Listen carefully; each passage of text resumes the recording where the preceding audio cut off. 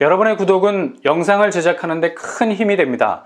영상을 보시기 전에 구독과 좋아요 꼭 부탁드리겠습니다. 아울러 회원이 되시기를 원하시는 분들은 유튜브 채널 홈피 구독 옆에 있는 가입 버튼을 눌러주시기 바랍니다.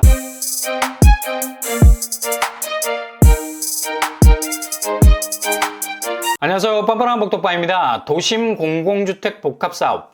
왠지 어렵게 느껴지는 말인 것 같지만 실은 아주 간단한 의미라고 할 수 있습니다. 기존의 재개발 사업, 입지로 볼 때 결코 밀릴 수 있는 주거지역이 아닌데도 불구하고 전혀 주거지역으로서 제대로 자리를 잡지 못한 지역, 한마디로 그냥 수십 년간 취약지구라는 오명을 뒤집어 쓰고 수십 년간 혼수 상태에 있던 곳을 재개발이라는 산소호흡기를 투입, 새로운 주거지역으로 살려보자는 정비사업이라 할 수 있겠습니다. 실제로 서울 도심 재개발은 기본 행정적인 지원이 없이는 불가한 사업이라 할 수 있죠.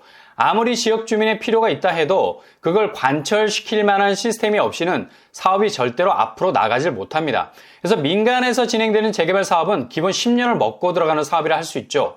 근데 이번에 새롭게 재개발 드라이브를 걸게 되는 도심 공공주택 복합사업은 지자체가 중심이 되기 때문에 재개발 과정에서의 난제들을 충분히 제거할 수 있게 됩니다. 이게 왜 중요하냐? 속도 면에서 따라올 시스템이 없기 때문이죠. 행정적인 뒷받침이 확실하게 되기 때문에 밀어붙이는데 거의 한계가 없을 정도죠. 기존의 민간 재개발 사업보다 상당히 빨라서 변수가 발생, 그냥 중간에 엎어질 가능성이 제로입니다. 그래서 서울 도심 복합 공공사업지구로 지정된 7곳은 단 100일 만에 지구 지정이 되는 속도를 보여줬죠. 이유는 절차의 간소화, 불필요한 심의 절차를 완전히 혁파, 쾌속으로 밀어붙일 수 있었기 때문입니다. 재개발에서 제일 시간이 많이 걸리는 관리 처분 계획 생략, 그리고 심의가 방만하게 분산되어 있는 점을 간소화해서 통합심의로 심플하게 전환, 기존 재개발 과정보다 10년 정도 앞당길 수 있게 됐습니다. 이 사업은 서울의 반값 아파트, 역세권 주택, 그리고 청년 원가 주택과 병행해서 다양한 채널로 공급을 유인하기 위한 별도의 채널로 계속해서 존속, 적극적으로 하반기에 추진하게 됐습니다. 당초 지구 지정된 7곳 중에 6곳은 서울, 1곳이 부천입니다. 이렇게 되면 당장 하반기 지구 지정된 곳에서 청약 일정에 돌입할 수 있게 되는 돌파구가 마련될 수도 있겠습니다. 이번에 지구 지정된 구체적인 도심 복합 사업지 중에 눈에 띄는 곳은 먼저 제일 뜨겁다고 말할 수 있는 신길 뉴타운에 가까운 신길 2구역. 공급 규모가 1326세대 정도 되죠. 1000세대가 넘는 대규모 단지가 들어서게 됩니다. 평형 스타일도 선호도가 높게 구성이 됐고요. 5구제곱과 8사제곱, 선호평형으로 구성이 됐습니다. 신길 2구역, 입지도 굉장히 좋은 편이죠. 영등포역이 도보권입니다. 영등포역은 그 자체로 멀티역이죠. 일단 신안산선이 정차하게 되고요. 상당히 강력한 역세권역이 아니라 역세권력을 가지게 되는 곳이고요. 주변에 학군도 조성이 잘 되어 있습니다. 이곳 역시도 노후주택이 많아서 재개발하게 되면 완전히 새로운 곳으로 탈바꿈하게 될 예정입니다. 추정 분양가는 5구제곱 6억 8천선, 8사제곱은 무려 8억 9천선. 확실히 영등포는 서울 도심 중에서도 신길 뉴타운의 상승세라는 궤적을 그대로 쫓아가고 있는 곳이라 8사제곱 분양가가 상당히 존재감이 뚜렷합니다. 그래도 이 근방의 아파트들이 대부분 13억 정도를 형성하고 있기 때문에 시세 대비 확실히 저렴한 분양가가 될 겁니다. 그리고 주목할 만한 또 한 곳이 있죠. 바로 증산 4구역. 지구 지정된 곳 7곳 중에 가장 덩치가 큰 곳이라 할 수 있겠습니다. 공급 물량이 무려 4112세대, 기존 대형 재건축 단지 규모와 맞먹는 대규모 물량이라 할 수 있겠죠. 그리고 수색 증산 뉴타운과 가깝다는 사실, 대략적인 입지를 보면 상당히 괜찮은 역세권에 걸쳐 있는 걸 볼 수 있습니다. 6호선 증산역과는 도보로 5분 정도면 도착할 수 있는 확실히 빠른 도보 역세권이라는 걸 알 수 있죠. 그리고 주변 학교도 대규모 단지로 들어서게 되면 아주 가까운 곳에 학군이 형성되어 있는 걸 볼 수 있겠습니다. 사전 청약 형태로 본격적인 공급 일정이 곧 시작되면 굉장히 인기가 많은 곳이 될 것 같습니다. 일단 평형이 좋아요. 가장 선호도가 높은 5구제곱과 8사제곱으로 구성이 되어 있습니다. 추정 분양가는 5구제곱 5억 8천선, 8사제곱 7억 3천선으로 나올 것으로 볼 수 있죠.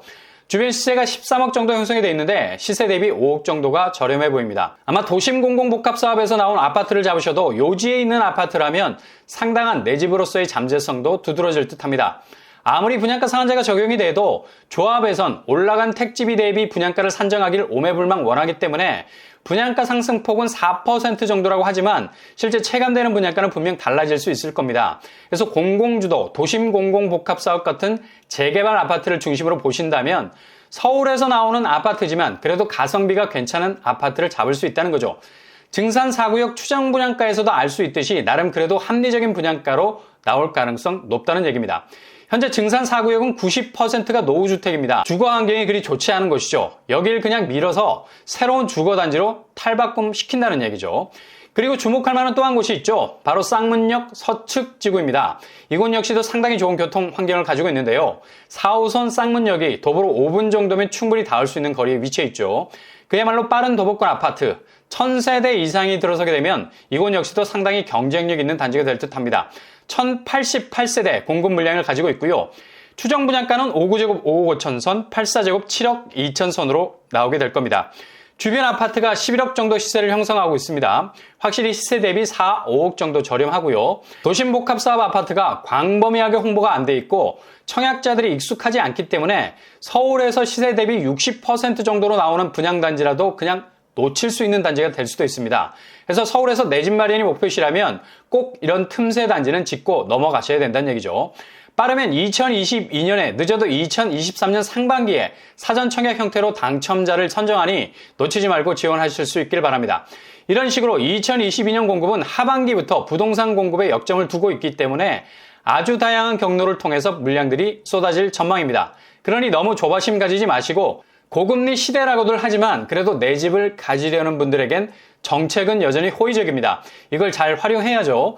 차근차근 여러분의 내 집으로 가는 길을 구축하실 수 있길 바랍니다. 일단 민간 형태든 공공 형태든 가리지 마시고 가장 경쟁력 있는 단지라면 무조건 직진하실 수 있길 바랍니다. 그리고 일단 가성비, 집값 궤적이 주춤하고 있는 상황이라 무리하게 스텝을 밟을 필요가 없습니다.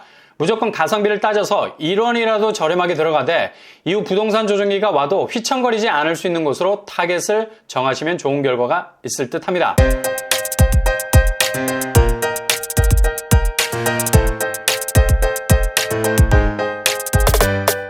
오늘의 부동산 캐릭터처 서울 도심에서도 시세 대비 60% 정도 수준밖에 되지 않는 분양가로 내 집으로 진입할 수 있는 기회가 열리게 될 겁니다. 지금 부동산 상황에선 무리하면 안 됩니다. 최대한 낮은 포복으로 진행하시되 정말 가성비가 좋은 곳들이 나오면 바로 액션에 들어가셔야 좋은 결과를 얻을 수 있게 될 겁니다. 항상 여러분이 걷는 길이 꽃길만 되실 수 있기를 바랍니다. 이상으로 뻔뻔한 복덕방을 마치겠습니다. 구독과 좋아요 부탁드립니다. 감사합니다.